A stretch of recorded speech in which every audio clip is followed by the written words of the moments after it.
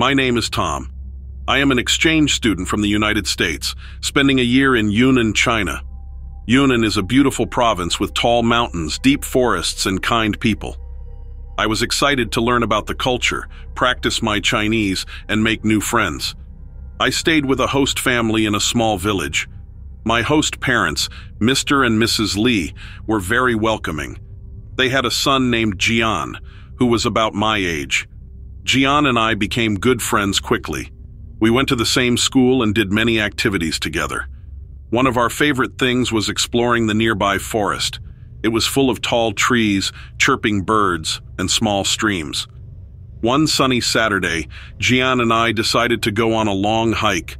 We packed some snacks, water, and a camera. Our plan was to explore a part of the forest we had never visited before. Mr. Lee warned us to be careful and to come back before dark. As we walked deeper into the forest, the trees grew thicker and the path became narrower.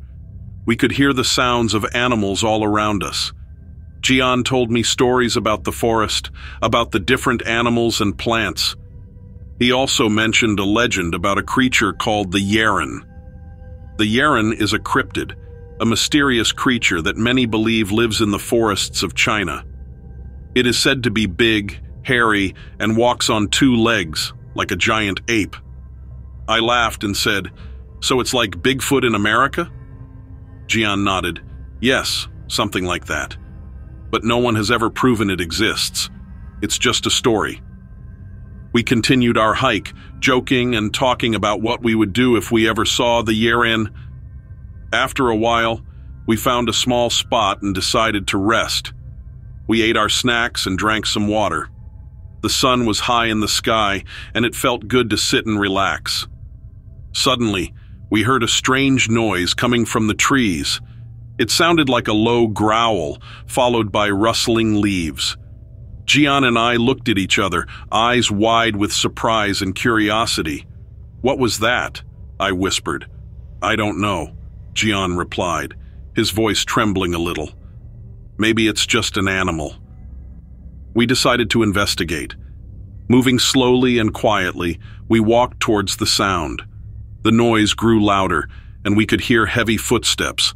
My heart was pounding in my chest. What if it was the Yeren? We hid behind a large tree and peeked out. There, we saw it. A huge, hairy creature standing on two legs was rummaging through the bushes. It was much taller than any person, with long arms and thick fur. Its face was a mix of ape and human features, with deep, dark eyes. For a moment, we were too stunned to move. I couldn't believe my eyes. Was this really the Yeren? I reached for my camera, my hands shaking. I had to get a picture. Slowly, I lifted the camera and took a few shots. The creature didn't seem to notice us at first, but then it stopped and sniffed the air. It turned its head in our direction, and our eyes met. The Yeren let out a loud roar, and Jian grabbed my arm. "Run!" he shouted. We ran as fast as we could, not daring to look back. The forest seemed to blur around us as we sprinted down the path. My heart was beating wildly, and my breath came in short gasps. Finally, we reached the edge of the forest and collapsed on the ground, exhausted. We saw it," I panted. "We really saw the Yeren." Jian nodded, his face pale. "I can't believe it. No one will believe us." We decided to go back to the village and tell Mr. and Mrs. Lee what we had seen. They listened carefully as we described the creature. When I showed them the pictures on my camera, they were amazed. "This is incredible," Mr. Lee said, "but we must be careful. The forest is a sacred place, and the Yeren is a part of its mystery." News of our encounter spread quickly through the village. Some people were excited and believed us, while others were skeptical. A few villagers even claimed to have seen the Yeren themselves many years ago. Jian and I became somewhat famous, and our story was talked about for weeks. Despite the excitement, life in the village returned to normal. Jian and I continued our hikes, but we were always a bit more cautious. We never saw the Yeren again, but the memory of that day stayed with us. As my time in Yunnan came to an end, I felt grateful for the experience. I had learned so much, made wonderful friends, and even had an adventure that I would never forget. When I returned to the United States, I shared my story with my family and friends. They were fascinated and amazed by the pictures. And though I may never see the Yeren again, I will always remember the creature that made my adventure in Yunnan truly unforgettable.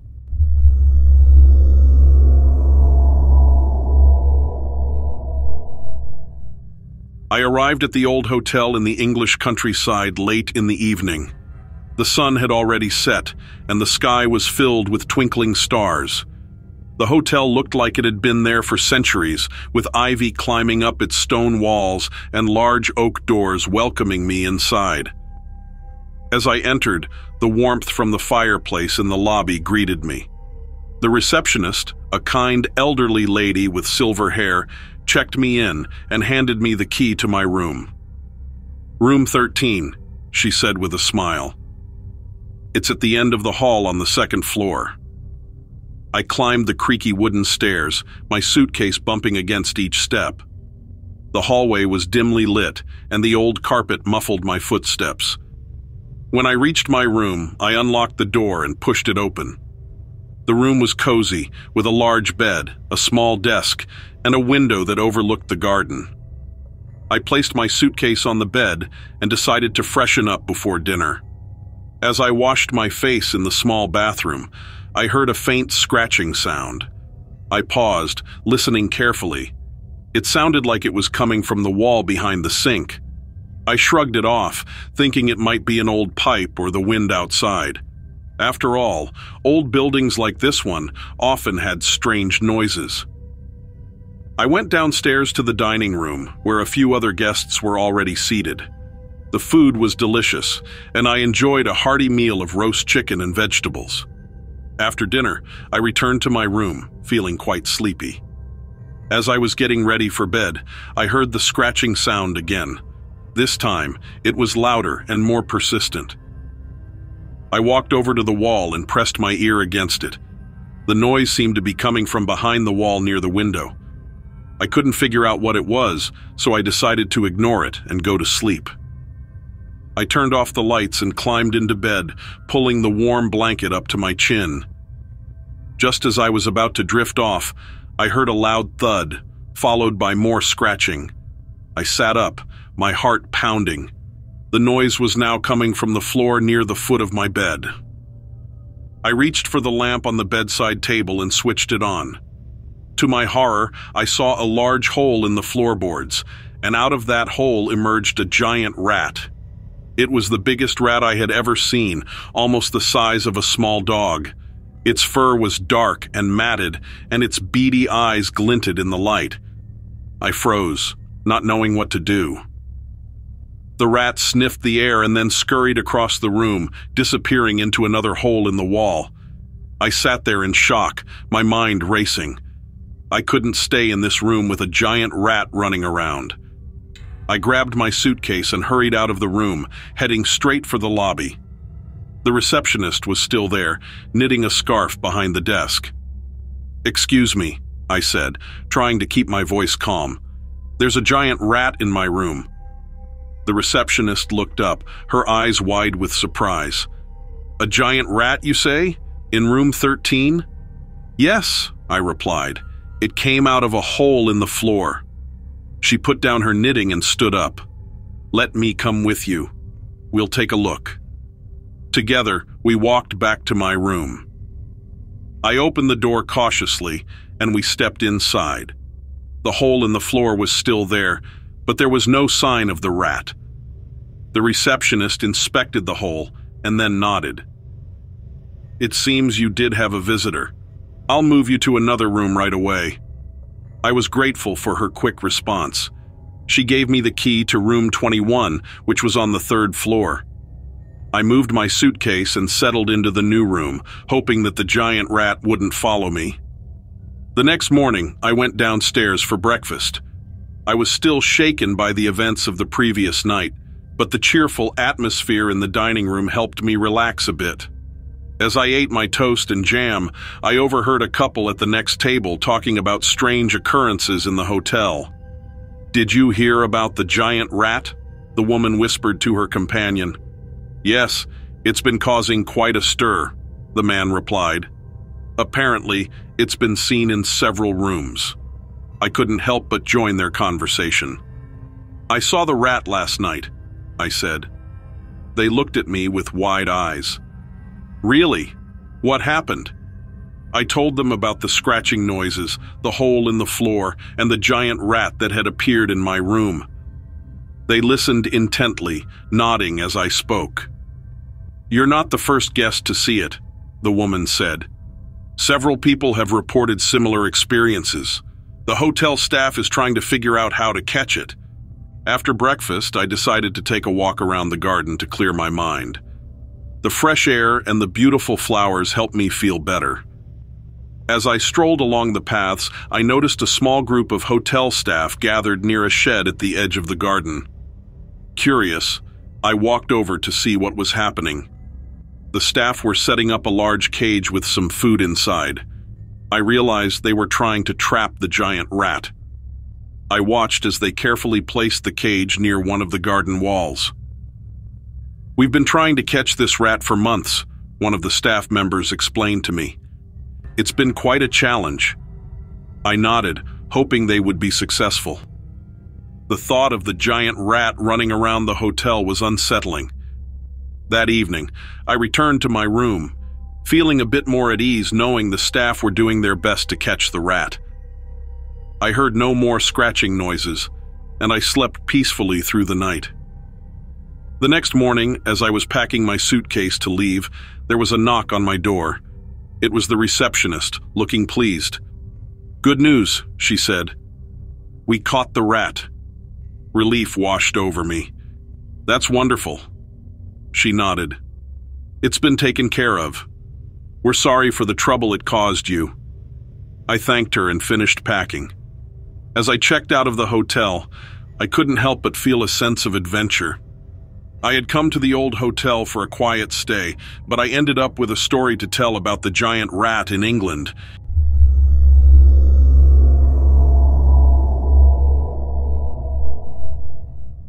Fishing had always been my favorite way to relax.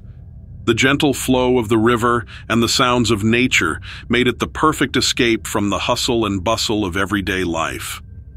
As I sat there, lost in the peacefulness of the moment, I noticed something strange in the water.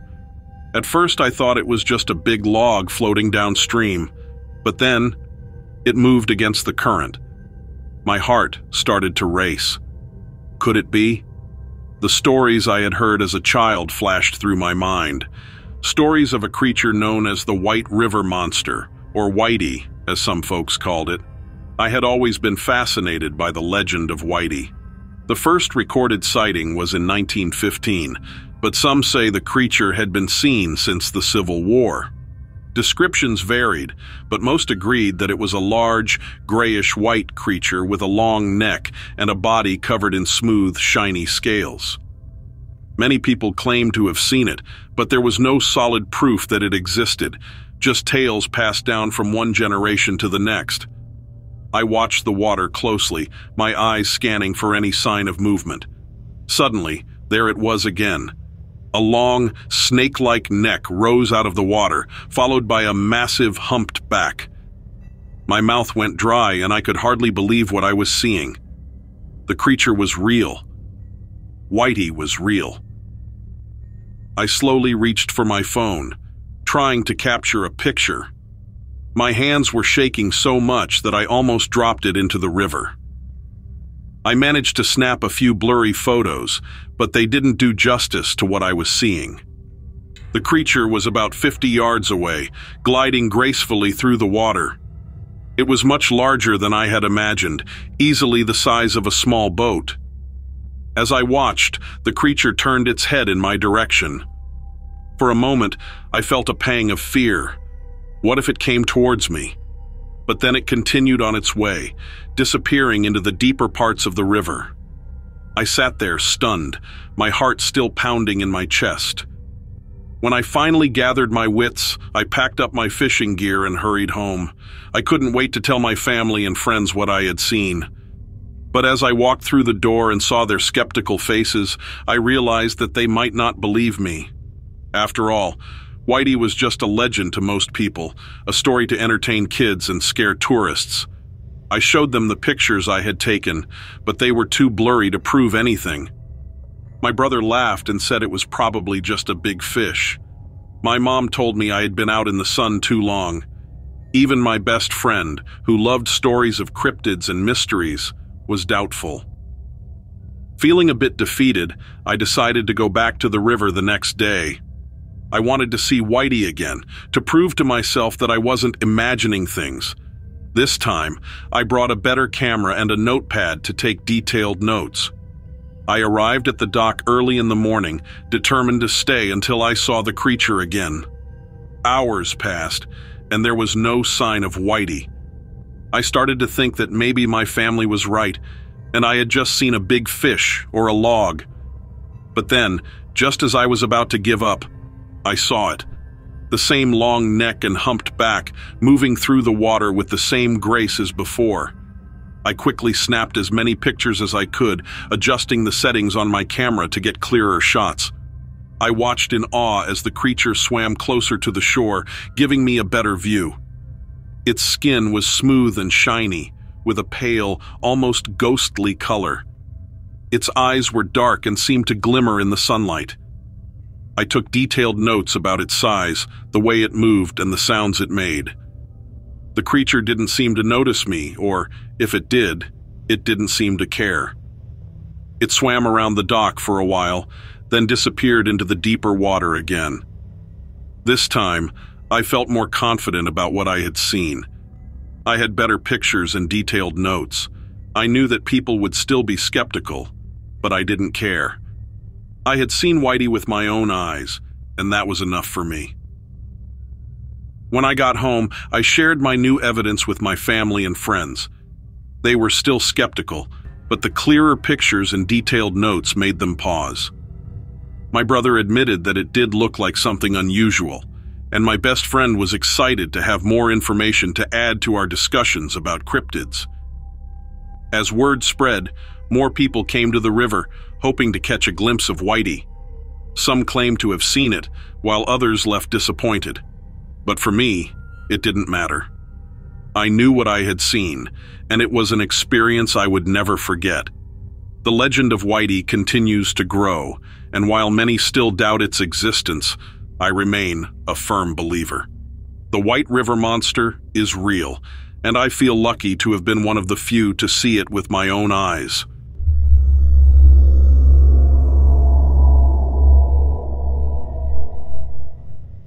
A few years ago, I got lost in a snowstorm. I was snowmobiling around Yellowknife in the Canadian tundra. I love the quiet in really wintry places. It gets super cold there too. Being alone makes you think about everything, the good and the bad. Standing in the extreme cold with strong winds blowing, I thought maybe I'd taken on too much. It started out fine, with nice weather and my snowmobile running smoothly. I got too excited and didn't see the storm clouds coming. The snow started lightly, but then turned into a full-on blizzard. The worst thing happened, my snowmobile just stopped. I tried to fix it, checking everything I could, but had no luck. My fingers were freezing because I had to take my gloves off to fiddle with everything. I couldn't get the engine to start. The snowstorm was closing in, and I needed to find shelter soon. The heavy snowfall made it impossible to see anything. I needed to build a snow cave quickly. This was about survival, something I had prepared for and studied. I remembered survival tips and started digging a hole in the deep snow to stay warm. But the snowstorm kept covering up the hole as quickly as I dug. In the middle of this, I saw something strange in the empty space. When I was building the shelter, I saw weird lights far away. They were flickering and moving around. They looked like tiny galaxies inside an unseen bubble, with colorful, dancing stars. Time was not on my side, but I got lost in those mesmerizing lights. I started feeling odd, like it wasn't just me out there. In the middle of the snowstorm, I felt like something was watching me. Then I started to feel warm. I saw something gray appear in the snowy blizzard, standing there, looking right at me. It was about 4 feet tall and thin. I tried to understand what I was seeing, but I couldn't figure out how something could live out here in the freezing cold without the right gear. I stopped worrying about surviving when I saw it. It wasn't a man, but some creature, coming closer in the snowstorm without a care. Its eyes were darker than night, but gleaming like a sky full of stars. I felt scared and curious at the same time. My heart was pounding, and I felt hot, even though my chest felt cold. I couldn't even think straight. I thought, what if it intends to kidnap me? Before I could process what was happening, it just disappeared.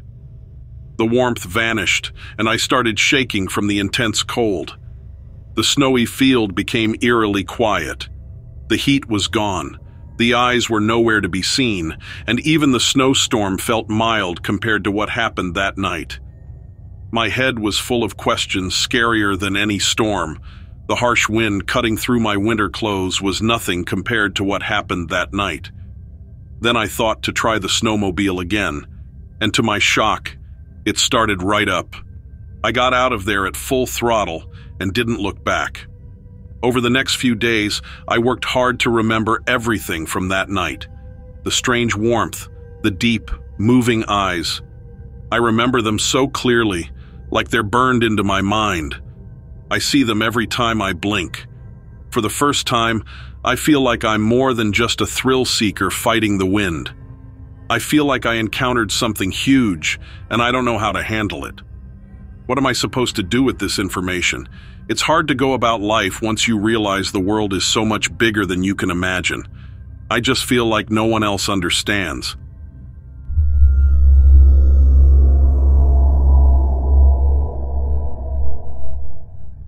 I never believed in anything paranormal.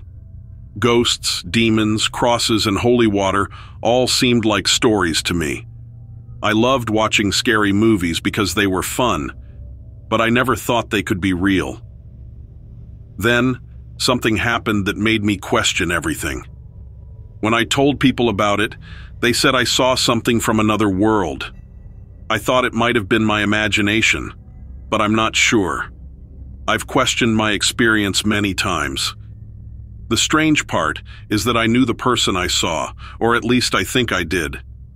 It was my best friend, Martin. We used to ride our motorcycles together all the time. It brought us closer and made us great friends. I should mention that I'm a motorcyclist. Martin and I got our licenses together. We bought old bikes and spent hours fixing them up in my garage. Those were great times, and I miss them a lot. Martin died a few months ago. He was on vacation in South Africa and got bitten by a mosquito. He didn't know he was sick until it was too late, and he died in the hospital. The doctors said it was a new, rare disease they couldn't cure. It was sudden and heartbreaking to watch him die. To cope with my grief, I rode my motorcycle. The speed, cold air, and risk helped me forget the pain. Plus, it made me feel connected to Martin. During one of these rides, I had a strange experience. Maybe it was real, or maybe it was just my imagination. I call it my vision because I'm unsure if I believe it happened. The weirdest part was that it happened in broad daylight. It was around 2 in the afternoon on a clear, sunny day in September. I was out riding for no particular reason, just cruising around. There's a stretch of highway near me that isn't very busy. It has a mix of trees and farmland. In some areas, the trees are dense and create a blur when you're moving fast. As I was riding in the left lane, I thought another biker had pulled up next to me. It was so vivid. I immediately noticed something strange because the other rider looked like Martin. He wore the same helmet, martinet, and rode the same bike. When the scenery changed from trees to farmland, the rider disappeared. It seemed like without the solid background of the trees, I couldn't see him anymore. This all happened in about 3 seconds. I thought it was just my imagination, that I was lonely and missing Martin, and my mind created this vision. But then, when the scenery changed back to trees, the rider reappeared. I was sure it was Martin. Again, I only saw him for a second before the trees went away. I looked for a long stretch of forest ahead, hoping to see the rider again. When the solid background of trees returned, so did the rider. He never lifted his helmet shield, so I'll never know for sure, but I'm almost positive it was Martin. I don't know if this counts as being haunted. Hauntings usually sound scary, but this didn't scare me. It actually made me feel peaceful. I've ridden that highway a few times since then, hoping to see him again. I don't know if it was real or if I was just imagining it. I've heard stories of people being visited by loved ones who died. Maybe this was something like that. I haven't seen that rider since. It made me feel a bit better, like I had more closure. I don't know of any other good hauntings, but I wanted to share mine.